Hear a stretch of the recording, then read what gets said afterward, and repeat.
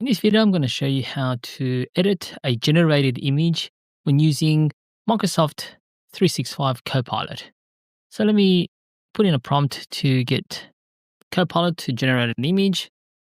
Create an image of a dog flying over Sydney Harbour Bridge and add the text "Welcome to Sydney" at the bottom. Okay, so let's see what it's going to generate.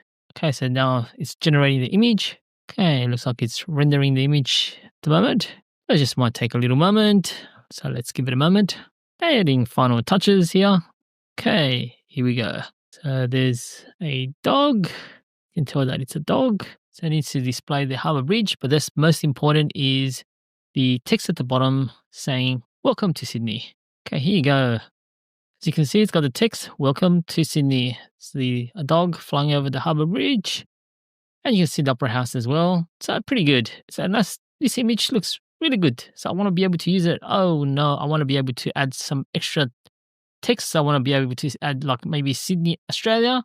So generally, a lot of people, what they will do is they'll prompt it here and say, "Please add Australia" at the end of the sentence. But I'm going to show you another way. So one option is a lot of people do download it and then edit it themselves. That's too hard. So if you open it here, can't really do much here. You can copy and you can just download it. Not very useful. But what you can do is close this down under create. So let me click on this. So you're able to create the images here. So if you go to my images, that's the image that was generated today. So you click on that. You see an option here, edit. Why didn't they add that edit button before when you were able to chat? So here we go. So you can actually start making changes to it.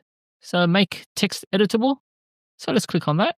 So Copilot now going to go through, extract the text from the image, and then you can go through it and edit. Let's give that a try. Okay, there we go. So now I should be able to select, here we go, select this. I can edit the text now.